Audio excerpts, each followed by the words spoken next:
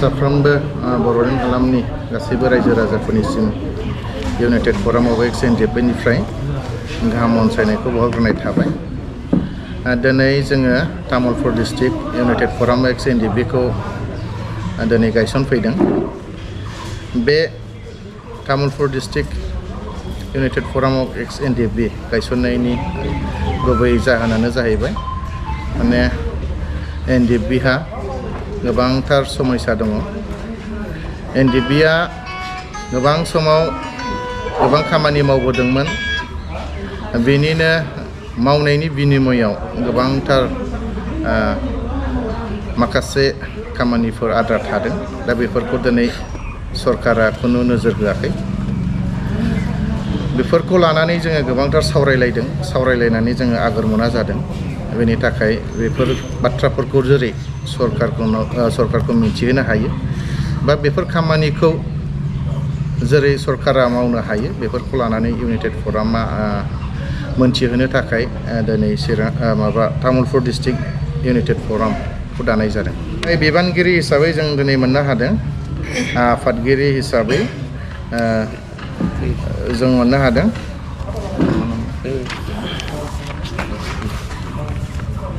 देंखो राजा बसुमतारी आरो लेङाइ आफादगिरि हिसाबै जों मोननो हादों सुबुंसा दैमारि आरो लेङाइ आफादगिरि हिसाबैनो बिफुल दैमारि आरो गुबुन दंबावो। आरो गाहाय नेहाथारि हिसाबै जों मोननो हादों फैलाव बर' आरो एसिस्टेन्ट जेनेरेल सेक्रेटारि हिसाबै जों मोननो हादों बिजय रामसियारि आरो गुबुन गुबुन बिदिनो फाइनान्स सेक्रेटारि, अर्गेनाइजिं सेक्रेटारि बेबायदिनो जोङो माखासे बिबानगिरिफोरखौ जों मोननो हादों। गासै Tamulpur district united forum of ex N डिआ 12सा एक्जिकिउटिभ बडि दिनैहाय सायख'नानै लानो हादों। गासै जोङो दासिमाव फ्राय Kokrajhar district, Chirang district, Baksa district, Sonitpur district, Guwahati metro' city आरो दिनैहाय तामुलपुर डिस्ट्रिक्ट बेखौ जों दाफुंनानै लानो हानाय जाबाय। दिनै जों बेखौनो लुबैयो एनडिएफबिहा गोबांथार समस्या दङ। समस्याया दिनै फ्राय मावफुंजायाखै, फिसा फिसौ मोनसे मोननैया मावफुंजादों। केसआव दिनै एनडिएफबिनि सोद्रोमाफ्रा गोग्लैसोनानै दङ। केसनि थाखाय दिनै एनडिएफबिनि सोद्रोमाफोरा गोबांथार हा हु रां रुफा नस्थ' खालामनो गोनां जाबाय, मोसौ मोसा फाननो गोनां जाबाय। नाथाय दिनैसिम बिथांमोना जोबथेसालियाव दं। बाहेरायाव थानाय बेसेबांनाखि जोंनि सोद्रोमाफोर दङ बयहाबो मोनफा मोनफा केस दंजोबो। दिनैसिम पुलिस थाना थांनो गोनां जायो, दिनैसिम कर्टआव थांनो गोनां जायो। दा थाखा फैसा जोबस्रांजोबनायनि थाखाय दिनै जोंनि सोद्रोमाफ्रा गोबांथार दुखु खस्थ'आव दङ, जायनि थाखाय जोंनि सोद्रोमाफ्रा सोरबाया फासि नांनानैबो थैनो गोनां जादों। थिग बिदिनो बेफोरखौहायनो दिनै जोङो सरकारखौ खावलायनो लुबैयो। बेनि फारसे एनडिएफबिहा थांनाय समावबो जेबो गैखायामोन, फैनाय समावबो दिनै जेबो गैया। दिनै जाय बिथांमोना सरकाराव दङ, जाय बिथांमोना दिनै सिस्टेमाव दङ, बिथांमोना जेन एनडिएफबि सोद्रोमाफोर जेसेबांनाखि केस बेफोरखौ जेन आखायाव लायो आरो जेलाव थानाय जे जोंनि आफादगिरि गायसनगिरि आफादगिरि मानगोनां दियारनाब्ला सार, बेजों लोगोसे गुबुन गुबुन दैदेनगिरिफोर, बेजों लोगोसे बेसेबांनाखि जेलाव दङ हाइनास केसाव थानायानो जा नन हाइनास केसाव थानायानो जा, लोगोसे सिबिआइ एनआइए आरो गुबुन गुबुन हादोरावबो दङ, बिथांमोनखौ जेन आनकन्डिसनेलि माने डाइरेक्ट जेन हगारो बेखौ जों खावलायो। साख्रि बाख्रिनि बेलायावथ' MOS आव लिरनाय दङ, बिनि सोमोन्दै दा रायलायगासिनो दङ। नाथाय दिनैसिम बियो मोगथां महराव नुजायाखै। दिनै एकर्ड खालामनानै बोसोरथाम बारलांबाय।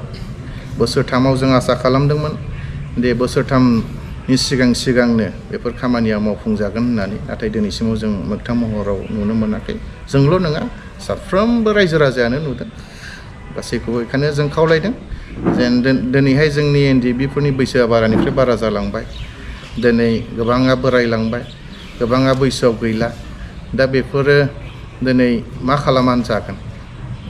बेनिखायनो जों खावलायदों सरकारखौ, जायफ्रा दिनै बिटिआर सरकारखौ सालायनानै दङ, बिथांमोना हानायमानि बेफोर दफाफोरखौ जेन थाबैनो मावफुङो।